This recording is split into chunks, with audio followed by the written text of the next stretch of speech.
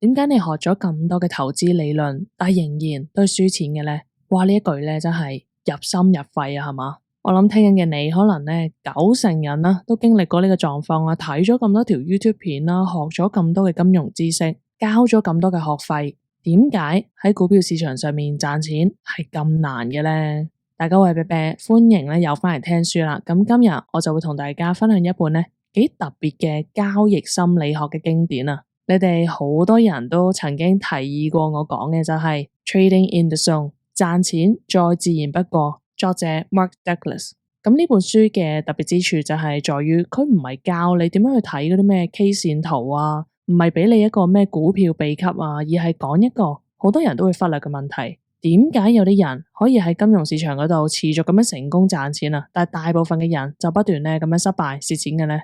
咁講真啦，啤啤我本身都唔係一個咩 trader 又或者 day trader 啦，咁但係我覺得有時睇一啲唔同範疇嘅嘢咧，我覺得幾有趣嘅。你會發現好多唔同範疇嘅書籍咧，其實好多時都係人性啊，有關於人性一啲嘢，而人性咧就係千萬年都不變嘅，無論 AI 點樣發展都好啦。好似之前講一如既往嗰本書都係啦，可能世界千變萬化，但係人性呢樣嘢咧就好少會改變嘅。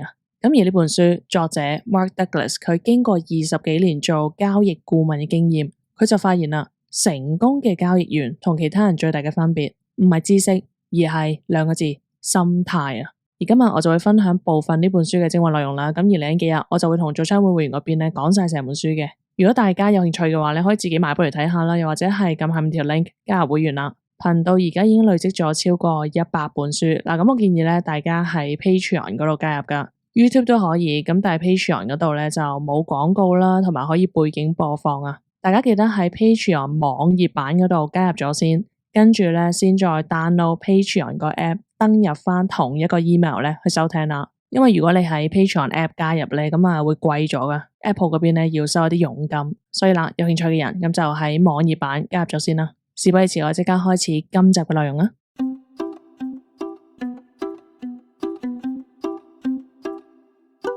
嗱，咁我哋啱啱都講到啦，就係點解我哋學咗咁多嘅投資嘅知識，睇咗咁多專業嘅分析，甚至聽取咗一啲所謂專家嘅意見啊，但係最後喺股市上面咧都係賺少蝕多啊？係咪因為我哋仲學得唔夠多咧，知識唔夠咧，定係我哋嘅分析能力唔夠強咧？定還是純粹咧個人黑仔咯，運氣唔好啦，係嘛？喂，買親都即刻跌嘅，一放咗咧就即刻升翻嘅。我諗大家咧都試過呢個經歷噶啦。咁而作者佢做咗20幾年嘅交易顧問，我啱啱都講咗啦，就係佢話成功嘅交易員同一般人最大嘅分別咧，就係心態上嘅分別啦。嗱，呢個結論咧其實好有意思嘅，就係我哋香港人咧一般都好重視一啲專業嘅知識啦，係嘛？梗係要聽專家講嘢啦，係嘛？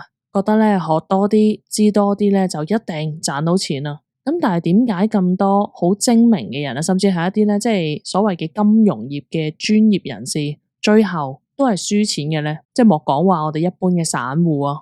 咁比我自己咧，其實我嘅背景都係讀一啲金融科目出身嘅，咁所以我啲朋友咧好多都係做銀行啦，又或者係投資銀行都有嘅。同佢哋傾開偈咧，佢哋好多都話咧就係即係自己大學主修金融啦，跟住咧就考埋 CFA 啦，即係你金融嘅知識咧絕對係唔錯啦，係嘛？一流啦，你喺 iBank 度做咯。咁但係啦，佢哋咧好多自己嘅投資表現咧都唔係咁好嘅，成日都係會犯咗散戶嘅錯咯，就係高買低賣，可能咧連大盤嘅回報都打唔贏添，仲經常受情緒嘅影響啦，係嘛？即係可能個股票賺緊嘅時候咧，反而啊好似唔敢賺太多㗎嘛，見好就收啦，反而啦蝕錢嗰陣咧又唔止蝕㗎，結果就係佢哋雖然好似金融知識好豐富咁樣，但係硬係賺唔到錢啦。咁而另一邊廂，咦又有班人咧學歷又唔高㗎，甚至對金融知識其實一知半解嘅啫，但係又可以好神奇地咧，可以喺個市場度生存得好好，賺到錢，仲要係長期賺到錢啊吓，唔係咧一次半次僥倖嗰啲啦。咁點解會咁樣樣嘅咧？當中個原因係啲乜嘢咧？作者有解釋啦，我哋失敗嘅原因係因為我哋唔明白市場嘅本質啊，同埋唔了解我哋自己嘅心理狀態。我哋一般人往往係帶住一啲咧恐懼嘅心態去交易噶，話盡量避免風險啦，係嘛？風險咧一定係一啲唔好嘅嘢嚟噶。咁令到我哋咧冇辦法保持一個客觀嘅角度啊。結果就係，無論我哋點樣研究市場調整策略都好咧，都好難去建立一個持續獲利嘅模式啊。嗱，咁同大家講個故事啦，睇下大家有冇一個相同嘅經歷啦。咁啊，小明咧第一次投資股票嘅時候咧，做足晒功課啦，係咪？哇，第一次買股票喎，梗係要睇得均真啲啦，係咪？研究晒咧公司嗰啲基本面，分析埋個技術走勢，計足晒風險回報比，最後決定買入咯。咁個股票都好好啦，升咗，賺咗幾成啊！咁啊，小明好開心啦，覺得自己好叻啊，咁都勁啦，係嘛？即係第一次買股票咧，都已經做晒基本分析同埋技術走勢分析，即係坦白講，啤啤我第一次買股票咧都冇咁勁啦，即係是但買嘅啫，都係。好啦，咁啊，小明咧第二次買入另外一隻股票，用同樣嘅方法分析，咁覺得一定賺啦，係嘛？咁上次都賺咗幾成啊嘛。好啦，結果今次咧輸咗15% 嘅本金啊。咁啊，小明就覺得好挫折啦，就係覺得自己點解今次花咗咁多時間研究，仲係要輸錢嘅咧？咁作者佢會點樣解釋呢個情況咧？佢就話啦，我哋首先需要了解市場嘅基本特性先嘅，就係市場係隨機噶。我哋首先要承認，我哋永遠都冇辦法100%確切咁樣預測到下一步會發生啲咩事噶。正如作者喺書入邊所講啦，嗱，我哋可以用兩種方法去分析個市場嘅，分別就係基本分析 （fundamental analysis） 同埋技術分析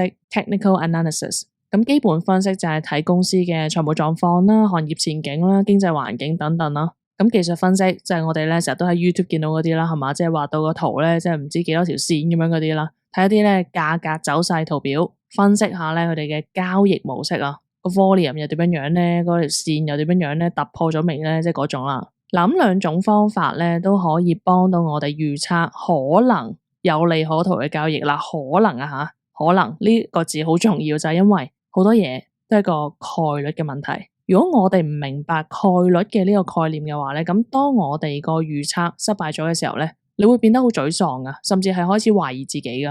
咁但係當我哋明白咗概率嘅呢個概念之後咧，你會知道輸錢係常態嚟噶，因為無論你個分析做得有幾全面都好，市場係隨機噶，而失敗輸錢係等閒事，亦都係一個成功交易員嘅一個日常嘅一部分嚟噶。咁聽到呢度，可能你就會諗啦，喂，咁啤啤，咁你講到咁樣，咁仲有冇機會賺錢咧？又或者係咁股市同埋賭場，又或者同買六合彩咁樣，咁係咪都一樣咧？都係隨機噶嘛？你話，即係好多人咧買股票咧，好似買六合彩咁樣嘅咋？又或者係好似去澳門咧買大細咁樣嘅咋？好似我阿媽咁講啦，就話，喂，我問佢點解你今次買大細，點解買大嘅？點解買細嘅？點解今次買點數嘅？我阿媽就答我啦，有 feel 咯，今鋪我覺得有 feel 咧，就係開13點，今次咧買點數，有感覺，有靈感呢鋪。咁雖然啦，股票市場同埋賭場唔同啦，咁但係有一點咧，其實係相似噶。短期嚟講，個結果係充滿隨機性噶，即係你可以做好晒分析啊，揀啱晒啲咩入市時機啊，但係最後個市場點樣走咧，係受我哋好多控制唔到嘅因素影響噶嘛。咁但係啦，長期咧，你會知道一定係賭場個莊贏錢嘅，係咪？嗰個莊其實佢唔係憑感覺噶嘛，即係搞賭場呢個人啦，佢哋係計過晒條數噶嘛。長期嚟講，賭場係一定會賺錢嘅，因為係個概率嘅問題咯。嗱，呢度咧俾個 fun fact 大家，就係大家知唔知道咧？賭場咧就係每個 game 啊，即係每個遊戲咧，大概佢哋都會比你有多大約4.5% 嘅優勢噶。所以啦，短期可能有啲即係個別嘅賭客咧可以贏大錢啦，譬如係你拉老虎機嗰啲啦，比如我都試過同屋企人去玩咧，贏過5萬蚊嘅。咁但係啦，賭場係唔會驚呢啲個別嘅例子嘅，因為佢哋知道長遠嚟講，越多人玩，佢哋最終嘅利潤就會越高咯。咁作者嘅解釋啦，即係套翻落去咧，交易都係一樣噶。喺市場贏錢嘅關鍵咧，就係在於我哋理唔理解概率嘅呢個概念啊。每一個交易都有一個邊緣，我哋叫做 edge。嗱，因為咧呢本書咧，比我睇英文版嘅，咁所以咧，我唔知大家如果你睇繁體中文版咧，佢個翻譯會唔會唔一樣啦？咁總之咧，即係每個交易都有一個我哋叫做 edge 邊緣，亦即係個價格更加可能向一個方向移動嘅跡象。亦即係爆上定爆落啦，咁透過啲市場分析咧，我哋就可以識別到一個對我哋嚟講比較有利嘅一個邊緣咯。咁呢個就涉及到即係個風險回報比係值唔值博啦。咁如果嗰次咧，我哋揀中咗一個有利嘅邊緣啦，有利嘅 edge 啦，咁只要我哋維持呢個 approach 咧一個足夠長嘅時間啦，執行足夠多嘅交易，你就會喺長期內取得成功啦，亦即係賺錢咯。嗱，呢個概念咧係同賭場嗰個莊家嘅嗰個概念咧有啲相似噶。短期嚟睇，哇，可能咧有啲咁嘅賭客咧就好似比我咁啦，突然間嗰日好彩拉老虎機咧都贏到佢5萬蚊。咁但係啦，長遠嚟講咧，一定係個賭場贏噶，佢一定係賺錢嘅。咁套翻落交易咧，問題係你有冇咁多本金咧，繼續玩到落去嘅啫。咁呢個咧就係我哋叫做 The Law of Large Numbers 嘅力量啦。當個 sample size 足夠大嘅時候，結果就會接近個理論概率啦。嗱，咁理論咧就係咁樣講啦，問題就嚟啦。我哋嘅大腦咧就唔係設計用嚟諗概率啊呢啲咁嘅嘢噶，我哋嘅大腦係點樣設計噶？根據心情行事噶嘛，係嘛？好驚咁咪走咯，又或者係我驚咁咪唔買咯，又或者賣咯 ，FOMO 咁買，又或者 panic sell 咯。簡單啲講就係我哋人成日都係唔理性噶啦，做啲決定。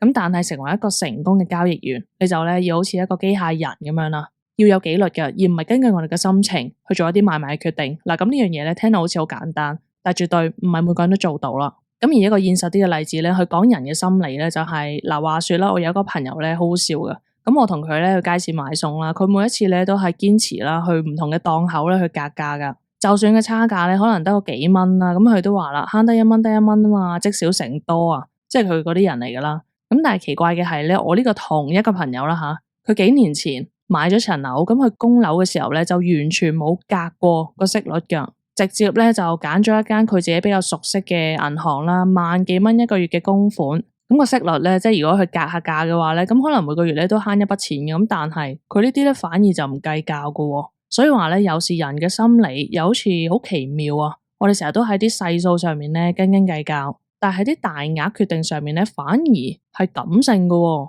即係細數理性，大數反而感性。你諗下，一啲係街市幾蚊都講價嘅人，可能佢會買啲股票幾皮嘢咁掉落去咧，但係佢又好似亂咁買啦，即係買咩公司又好似唔係好知咁樣嘅。人就係咁奇怪噶啦，呢個就係人性啊。嗱，呢個心理特質咧，用喺交易市場上面咧係好危險噶。所以話啦，點解作者提出就係要成為一個成功嘅交易員，最重要嘅係心態。所以作者呢本書嘅觀點咧，其實係觸及咗一啲幾深層次嘅問題。我覺得就係我哋嘅心理狀態點樣影響我哋嘅投資決策咧？我哋可以點樣克服呢啲本能嘅反應咧？點樣可以更加理性咁喺市場操作？而恐懼又係咪一定負面嘅咧？定係可能有啲嘅恐懼咧，反而可以幫我哋做出一啲更好嘅決定咧？嗱，如果條片大家聽到呢度咧，我都好奇你哋嘅諗法，就係你有冇試過遇到過一啲明明做咗功課，但係最後都蝕錢嘅情況咧？又或者係有冇試過用同一個方法分析，但一時成功，一時失敗，令到你咧覺得好唔知點解啊，即係好困惑啊，咁都可以咧 comment 同大家分享一下。咁而喺聽日嗰集，我就會繼續同會員嗰邊咧探討一個幾有趣嘅話題啦，就係作者提到啦，點解我哋會避開風險嘅咧？同埋作者會指出咧，點解我哋有時擁抱風險啊，反而就係成功嘅關鍵啦。有興趣嘅可以撳下面條 link 去加入會員啦。會員們，聽日再傾，我係 Bebe，拜拜。